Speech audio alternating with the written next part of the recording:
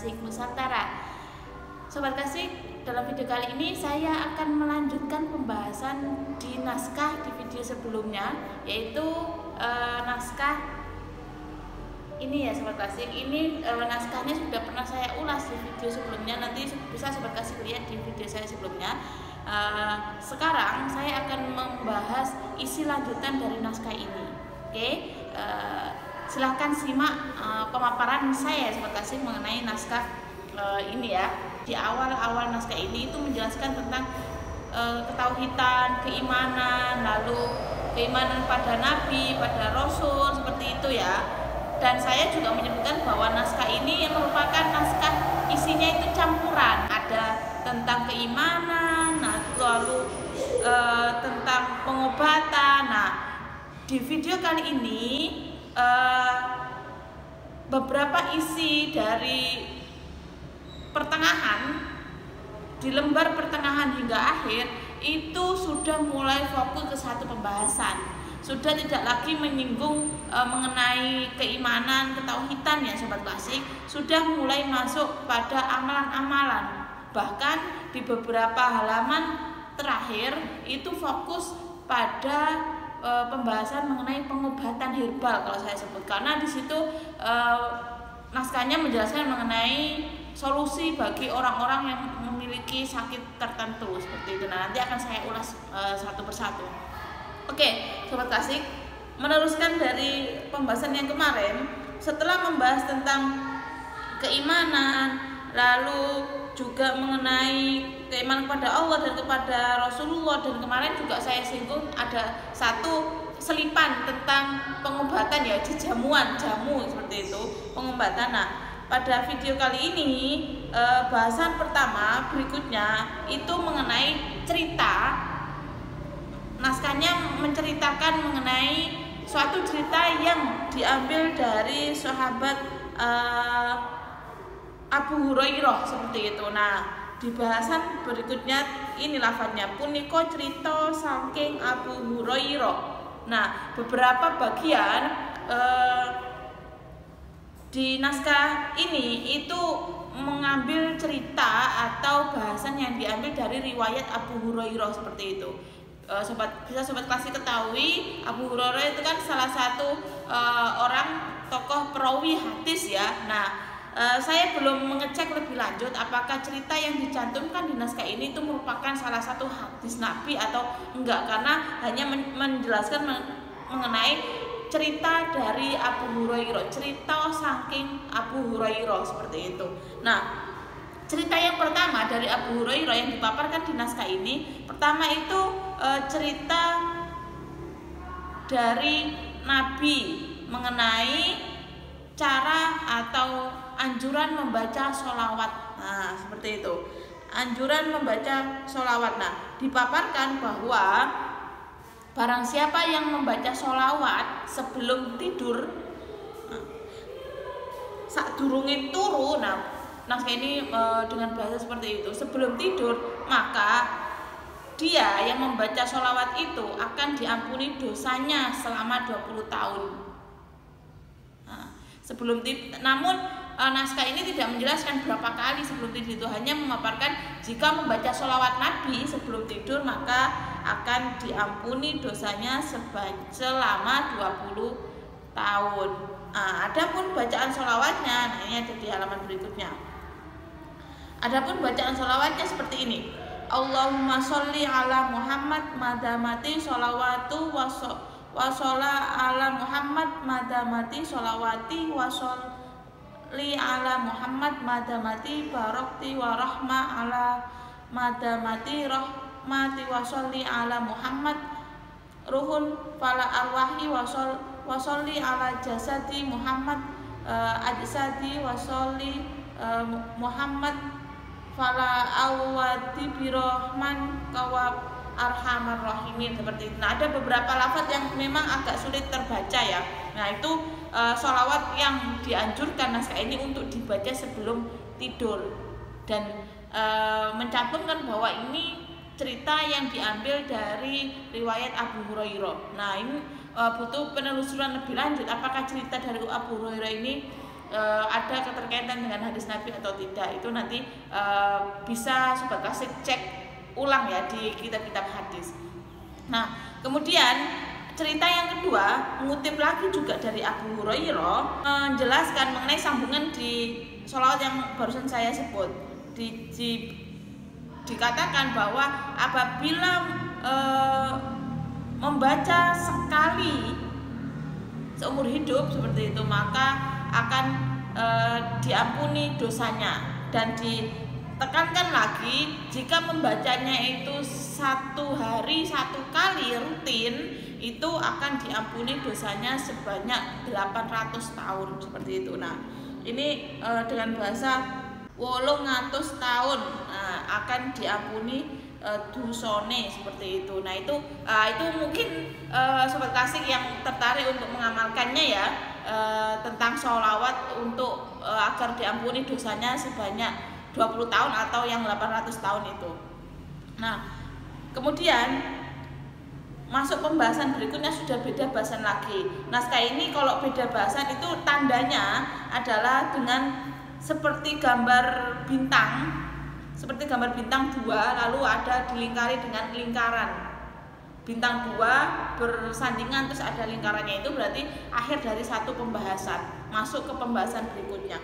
Nah, pembahasan berikutnya menjelaskan mengenai doa kekayaan. Nah, riwayat doa kekayaan ini diambil atau dihubungkan dengan kekayaan Nabi Sulaiman seperti itu. Naskah ini memaksudkan bahwa kekayaan yang akan diperoleh itu merupakan bagian dari kekayaannya Nabi Sulaiman seperti itu. Dan lafaz doanya tercantum juga di sini. Bismillahirrahmanirrahim. Lalu tauhid. La ilaha illallah, la ilaha illallah, anta, la ilaha illallah, anna, la ilaha illallah. Nah, la ilaha illallah dibaca beberapa kali. Itu intinya seperti itu, lafaz doanya la ilaha illallah, anta, la ilaha illallah, anta, la ilaha illallah, seperti itu. Nah, itu menurut naskah ini akan memberikan memperoleh kekayaan, dan yang itu sebagian dari kekayaannya Nabi Sulaiman seperti itu. Kemudian setelah membahas tentang doa kekayaan pada Nabi Sulaiman, naskah ini membahas ke pembahasan yang berbeda lagi. Bahasan berikutnya setelah diajarkan agar memperoleh kekayaan, bahasan berikutnya mengenai tentang puji-pujian. Bahasanya pujian-pujian seperti itu dalam naskah ini. Pujian-pujian yang dilantunkan di hari-hari tertentu. Nah, kalau melantunkan pujian di hari Senin itu lafaz pujiannya berbeda dengan pujian jika dilantunkan di hari Selasa atau Rabu atau Kamis. Nah, naskah ini menyebutkan, akan saya sedikit contohkan, paparkan ya. Ya, yang pertama, apabila pujian itu dilakukan pada hari Ahad, lafaznya itu ya Hayyu ya Qayyum. Nah, dan dilafadzkan, dibunyikan sebanyak 500 kali. Nah, khusus kalau masuk hari Ahad baca ya Hayyu ya Qayyum 500 kali. Kalau masuk hari Senin, pujian hari Senin itu membaca ya Rahman ya Rahim sebanyak 700 kali seperti itu. Kemudian kalau di hari Selasa membacanya ya Malik ya Kudus itu sebanyak 300 kali. Dan kalau di hari Rabu itu membaca ya Robbi ya Qahar itu sebanyak 400 kali. Dan di hari Kamis beda lagi.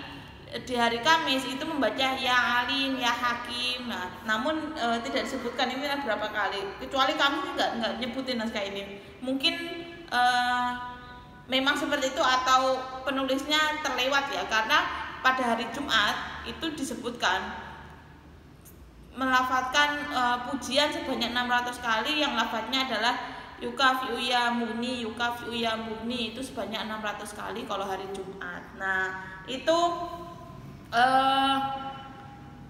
rekomendasi naskah ini ketika melantunkan pujian pada hari-hari tertentu itu juga ada lafadznya masing-masing. Namun saya tidak menemukan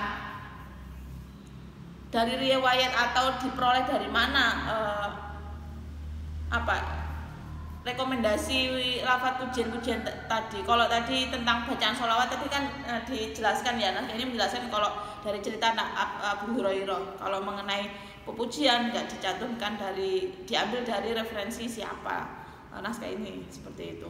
Nah setelah membahas mengenai puji-pujian tadi pada hari-hari tertentu, naskah ini menekankan lagi sebelum beranjak ke pembahasan selanjutnya. Naskah ini menekankan apabila pujian-pujian tersebut dilantunkan full selama 7 hari itu, nggak bolong-bolong, maksudnya kalau melantunkan pada hari Senin lalu Selasa enggak, baru Rabu enggak. Nah kalau setiap hari sesuai dengan harinya, maka akan memperoleh imbalan, yaitu apa? Yaitu akan mendapatkan kemuliaan, seperti itu. Nah, akan mendapatkan kemuliaan, kalau bahasa saya kemuliaan, seperti itu. Nah bagi sobat tasik yang ingin memperoleh derajat yang mulia, maka silakan melantunkan lafadz-lafadz pujian-pujian tersebut. Oke. Bahasan berikutnya, nah ini yang menarik di bahasan selanjutnya itu tercantum mengenai, kalau bahasa Jawanya ngerasani ya, apa bahasanya? Gosip lah ya, bahasa Indonesianya gosip. Nah ini ada penjelasan mengenai gosip. Dijelaskan barang siapa yang ngerasani, kalau sini bahasanya ngerasani. Barang siapa yang ngerasani itu tidak menggunakan ilmu. Nah, barang siapa yang tidak menggunakan ilmu, maka dia akan tidak akan memperoleh kemuliaan, seperti itu. Nah dan juga ini mungkin jadi solusi buat sobat klasik yang mungkin khilaf, ngerasani orang, ngerasani apa gitu ya. Nah ini dipaparkan kok setelah ngerasani itu dianjurkan untuk membaca doa. Nah ini mungkin ketika ingat bahwa sudah menggosip dan merasa salah karena sudah gosip, dianjurkan baca doa ini. Ini ada rekomendasi doanya. Doanya yaitu membaca tauhid. La ilaha illallah Muhammad Rasulullah. Nah baca itu kalau habis ngerasani, dan imbalannya adalah akan dimasukkan surga. Tertulis di sini akan melbu ing swarga, seperti itu. Nah mungkin jadi solusi ya bagi orang-orang yang suka ngerasani, silakan ngerasani, tapi setelah ngerasani baca doa atau kalimat tauhid ini. Ini anjuran di naskah ini ya, seperti itu. Nah kemudian bahasan selanjutnya itu berbicara mengenai pengobatan herbal. Saya sebut pengobatan herbal meskipun di sini nggak nyebut itu, karena bahasanya tentang cara mengobati orang yang mengalami sakit-sakit tertentu seperti sakit perut, pusing, lalu orang yang kena sawan, lalu orang yang anyang-anyangan atau bahasa Indonesianya apa, susah buang air kecil, seperti itu. Orang yang lagi dalam gangguan jiwa atau orang yang stres, ya itu juga ada doanya. Nah sehingga saya sebut bahasan yang paling akhir di naskah ini tentang pengobatan herbal, karena solusinya itu menggunakan obat empon-empon atau yang ada di dapur selama ini, seperti kunir, pala, seperti itu. Salah satunya contohnya ketika terjadi sawan, orang yang kena sawan, obatnya itu apa? Obatnya adalah diminta untuk mencampurkan suruh, daun suruh itu dengan bawang merah. Suruh dan bawang merah dihaluskan dan perasan dari air dari campuran itu diminumkan, seperti itu. Nah itu insya Allah akan sembuh larane, gitu bahasanya, waras larane, seperti itu. Sehingga itu obat untuk orang yang kena sawan. Kalau orang yang lagi mules atau sakit perut, itu obatnya beda lagi. Obatnya itu menggunakan biji pala. Biji pala itu diperas dan perasannya itu dioserkan di perut atau pusar. Kalau sih bahasanya pusar ya, di pusarnya dioles-oles, seperti itu. Nah itu obat mules atau lagi sakit perut. Nah, berbeda lagi ketika sedang sakit gigi. Nah, ini solusi buat sobat klasik yang mungkin sedang sakit gigi bisa menerapkan obat ini ya, yaitu memakai janur kuning. Nah, ambil janur kuning, janur kuning itu, lalu bawang merah sama pala. Nah, tapi di sini nggak ada penjelasan janur kuningnya untuk apa. Nah, kalau bawang merah dan pala itu air dari hasil rendamannya seperti itu yang digunakan. Kalau janur kuningnya nggak ada penjelasan lanjutan. Nah, mungkin itu bisa dipraktekkan ya bagi sobat klasik yang sedang sakit gigi seperti itu. Rekomendasi obat lagi selain beberapa yang sudah saya sebutkan, yaitu obat yang diperuntukkan untuk orang yang stres. Bahasanya stres di sini, memang bahasanya pakai bahasa stres. Orang yang stres itu menggunakan daun kelengkeng. Nah, bahasanya juga kelengkeng, nggak tahu pada masa dulu buah itu sebutannya juga kelengkeng ya mungkin. Daun kelengkeng dicampur dengan merica. Daun kelengkeng dicampur dengan merica, diminum ya, mungkin diminum ya karena nggak ada penjelasan lanjutan. Naskah ini penjelasan tentang pengobatan tadi itu hanya berbicara mengenai bahan-bahannya.